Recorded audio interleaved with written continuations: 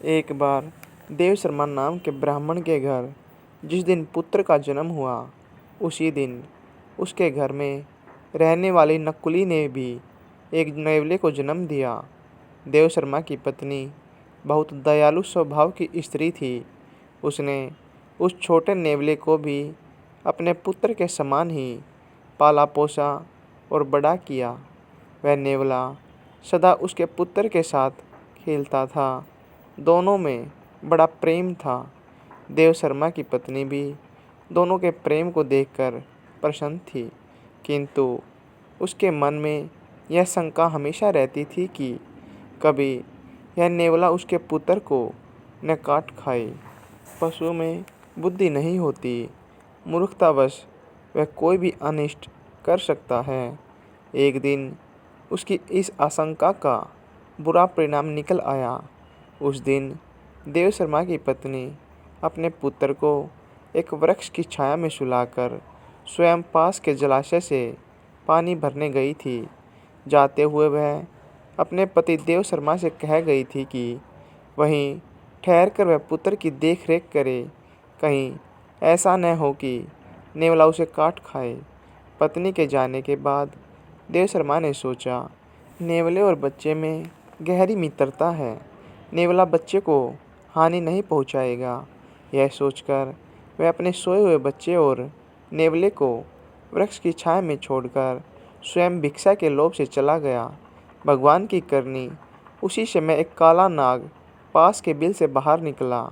नेवले ने उसे देख लिया। उसे डर हुआ कि कहीं यह उसके मित्र को न डस ले, इसलिए वह काले नाग पर टूट पड़ा और स्वयं नाग द्वारा लहूलुहान होते हुए भी उसने नाग के टुकड़े टुकड़े कर दिए। सांप को मारने के बाद वह उसी दिशा में चल पड़ा जिधर देव शर्मा की पत्नी पानी भरने गई थी। उसने सोचा कि वह उसकी वीरता की प्रशंसा करेगी, किंतु हुआ उसका उल्टा। उसकी खून से सनी देह को देखकर ब्राह्मणी का मन उन्हीं पुरानी आशंकाओं से भर गया कि कहीं इसने उसके पुत्र की हत्या न कर दी हो।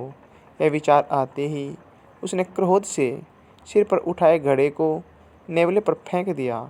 छोटा सा नेवला जल से भरे घड़े की चोट खाकर वहीं मर गया। ब्राह्मणी वहाँ से भागती हुई अपने पुत्र के पास पहुँची।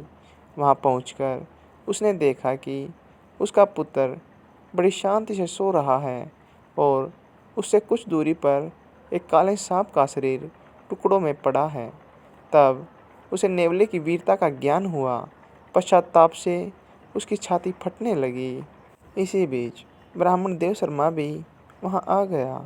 वहाँ आकर उसने अपनी पत्नी को विलाप करते देखा तो उसका मन भी संशकित हो गया, किंतु पुत्र को कुशलपूर्वक सोते देख उसका मन शांत हुआ। पत्नी ने अपने पति देव शर्मा को रोते रोते नेवले की मृत्यु का समाचार सुनाया और कहा, मैं तुम्हें यहीं ठहरकर बच्चे की देखभाल के लिए कहकर गई थी। तुमने भिक्षा के लोभ से मेरा कहना नहीं माना। उसका यह परिणाम निकला। सीख, बिना विचारे जो करे सो पाछे पछताए।